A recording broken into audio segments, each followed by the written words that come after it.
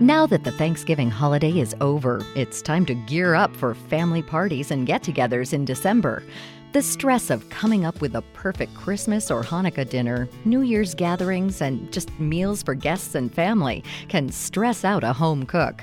Our guest is an accomplished cook, journalist, and cookbook author who has pared down the task, and along with it, the stress, of preparing food for large and small groups.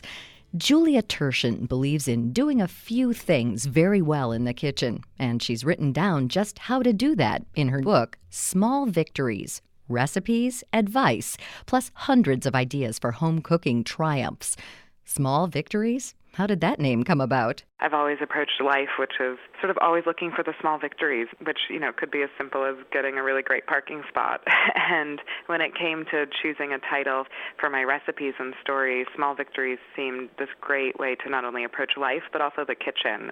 And it also gave me this wonderful organizing principle for the book, because every recipe is introduced by what I call a small victory, which to me is like a tip or a technique or an idea that just makes cooking a little bit more approachable. With these days of food television, competitive cooking, and new techniques at every turn, Turshen says that home cooks sometimes become overwhelmed at the idea of cooking a meal for family and friends.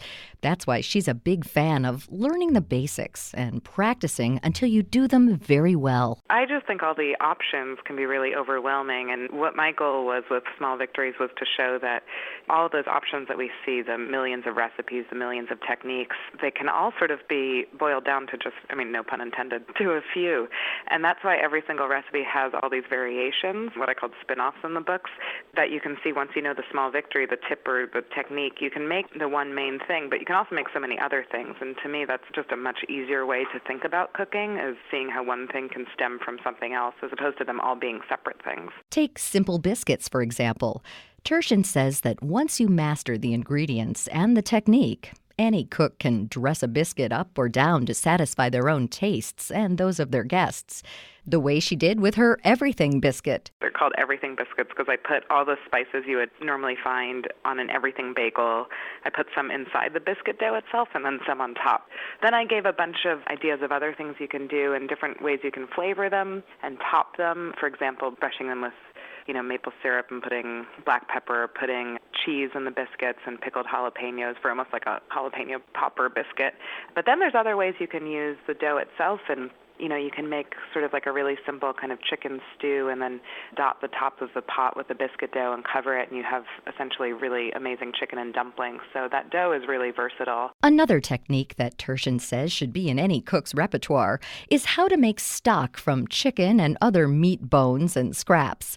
Soup is a simple dish that can be created to satisfy anyone's palate, from those who like simple chicken and vegetables to the more exotic tastes. And it's a quick and easy way to use up leftovers from the holiday table. It's kind of the framework of a recipe. It's not very specific. And the whole small victory with that recipe is the idea of making homemade stock and then freezing it in single-sized portions. And what I do to do that is put it in a resealable plastic bag and then put the bag flat in the freezer. And then once it's frozen, you can line up the bag. So you almost get this like frozen filing cabinet. And then basically I use those bags of stock to make soup with whatever I have on hand. So it could be, let's say I've got a little bit of leftover cooked chicken and maybe, a leek kicking around in the fridge and maybe some cooked rice. And, I can saute the leek and add the stock, add the chicken, add the rice, and I have delicious like chicken and rice soup that didn't take very much time, because having the stock in the freezer is sort of, I think of it as like money in the bank. It's like you're going to have something good and you can add anything to it. Soup can be the introduction to a holiday meal, and so can salad.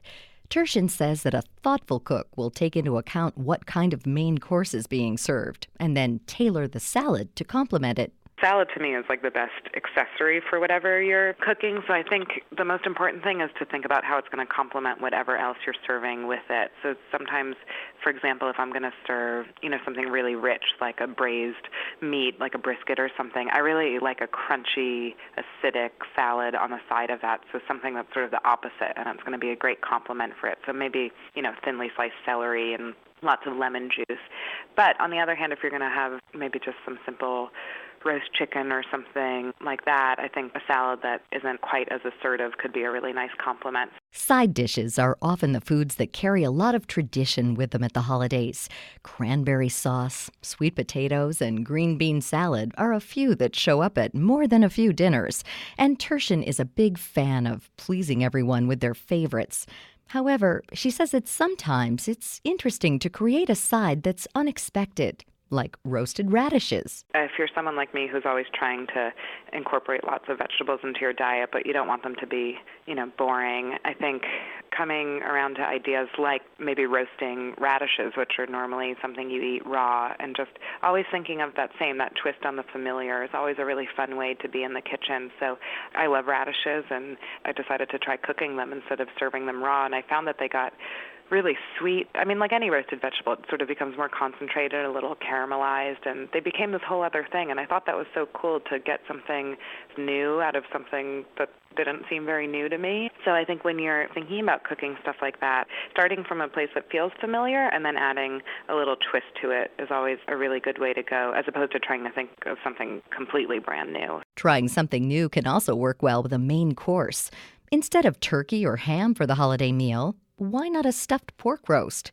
Turshen says it looks difficult, but really couldn't be easier. If you're looking to not have to do a ton of work but make it look like you did, it's a great recipe. Like if you're looking to impress someone but you don't want to spend all day in the kitchen, it's a pork loin that you sort of flatten out, and then you make this delicious mixture of cream cheese and herbs. You spread that mixture on the pork, and then you roll it up and tie it with a few pieces of string. And I think sometimes when things are filled and stuffed and tied, like it seems really fancy, but I honestly feel like if you can tie your shoe, you can tie a roast, and you just put it in the oven, and that's it. What you get in return is meat that has this sort of spiral of this like really rich, delicious, herby flavor throughout the whole thing. Finally, Turshen has some advice for cooks who are preparing a meal for a group.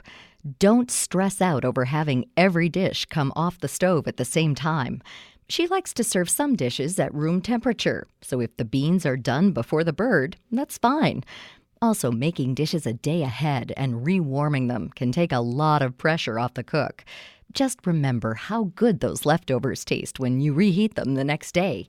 You can find recipes, tips, and tricks for de-stressing your meal preparation in Julia Turshen's book, Small Victories, available now.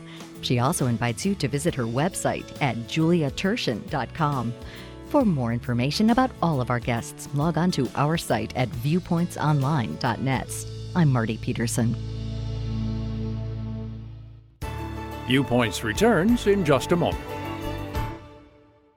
Your holiday grocery basket is waiting to be filled, and Aldi is a simpler, faster, and more cost-effective place to shop for groceries this holiday season. According to a new study by Kantar, more than 3/4 of household primary grocery shoppers agree Aldi is simpler to shop compared to other grocery stores. A time test with more than 700 shoppers confirms it. Aldi is at least 20% faster to shop. What's more, 9 out of 10 respondents who shopped at Aldi agree Aldi is more cost-effective than other grocery stores. It's all because every inch of an Aldi store is intentionally designed to provide a more streamlined experience, offering shoppers exactly what they need. And especially during the holidays, that's where fun comes in. Every week, Aldi puts out nearly 100 unique Aldi finds, ranging from luxury jarred candles and cast iron cookware to a range of advent calendars and holiday pet sweaters. During the holidays, shoppers are pressed for time and money, and Aldi has pioneered a model that gives people more of both.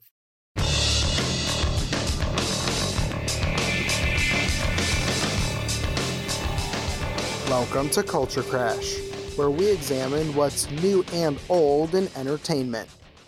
In the age of peak TV, there is something to watch for everyone.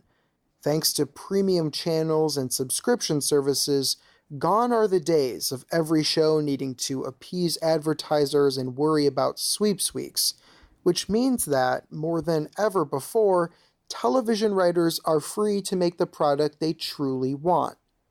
This year, that freedom in creation led to 2 Netflix series based on true stories that are sobering looks at the society we live in and the justice system that all Americans remain subject to. The first of these shows is called When They See Us. From director Ava DuVernay, the show tells the horrifying story of the Exonerated Five, formerly known as the Central Park Five, a group of teenagers who were falsely imprisoned for murder in New York City in 1989. The deeply empathetic show is led by a group of all-star young actors, and it offers an unflinching look at a broken process in action. The second of these shows is called Unbelievable. Based on a story from ProPublica and the Marshall Project, Unbelievable tells the story of two rape investigations, one that ends quickly with the victim being pressured into recanting her accusation, and another that spans the bulk of the season's duration, and shows two investigators truly willing to give a case their all in search of the truth. Led by Caitlin Dever, Toni Collette, and Merritt Weaver, Unbelievable is a show that prioritizes the stories of victims and shows what pursuing the truth takes and what it costs. Neither When They See Us or Unbelievable are easy shows to watch or comfortable by any means. Both of the shows broke my heart, and both of them infuriated me. Every once in a while, though, it can be helpful to take a hard look at society and its problems, and both of the shows deliver in spades to that end. When They See Us and Unbelievable are both streaming on Netflix. I'm Evan Rook.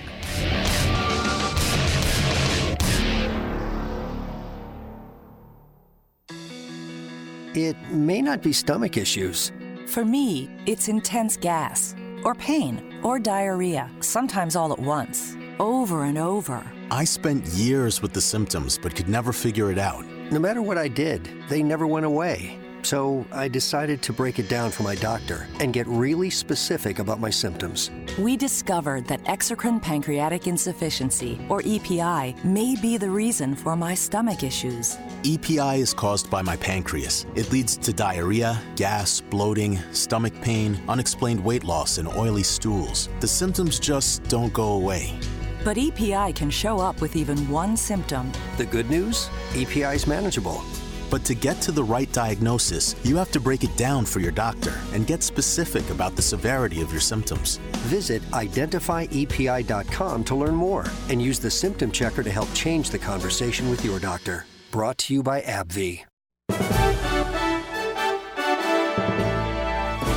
And that's Viewpoints for this week. Viewpoints is a production of MediaTrax Communications. Follow us on Twitter, Facebook, and Instagram to learn more about upcoming shows and find a library of past programs on Apple Podcasts, Google Play, and Spotify. Plus, you'll always find previous segments and more information about our guests at viewpointsradio.org. Join us again next week for another edition of Viewpoints. Holiday celebrations are often joyous occasions, but they can be challenging for the millions of people living with Alzheimer's disease and those who care for them. The hustle and bustle of the holidays can be stressful for those with Alzheimer's, and changes in the daily routine, large gatherings, and noisy environments can create extra anxiety. Monica Marino, Senior Director of Care and Support at the Alzheimer's Association, has some tips to make the holidays enjoyable. First, plan ahead. Prepare the host for special needs, such as a quiet room for the person to rest. If you're hosting, let guests know what to expect before they arrive. Since crosstalk and multiple conversations can be challenging for people living with Alzheimer's, try engaging the person one-on-one or in smaller groups, and keep them involved in the celebrations. Marino also suggests experimenting with new traditions. For example, if evening confusion and agitation are a problem, turn your holiday dinner into a holiday lunch or brunch. Find out more tips at alz.org. Your holiday grocery basket is waiting to be filled, and Aldi is a simpler, faster, and more cost-effective place to shop for groceries this holiday season. According to a new study by Kantar, more than 3/4 of household primary grocery shoppers agree Aldi is simpler to shop compared to other grocery stores. A time test with more than 700 shoppers confirms it. Aldi is at least 20% faster to shop. What's more, 9 out of 10 respondents who shopped at Aldi agree Aldi is more cost-effective than other grocery stores. It's all because every inch of an Aldi store is intentionally designed to provide a more streamlined experience, offering shoppers exactly what they need. And especially during the holidays, that's where fun comes in. Every week, Aldi puts out nearly 100 unique Aldi finds, ranging from luxury jarred candles and cast iron cookware to a range of advent calendars and holiday pet sweaters. During the holidays, shoppers are pressed for time and money, and Aldi has pioneered a model that gives people more of both.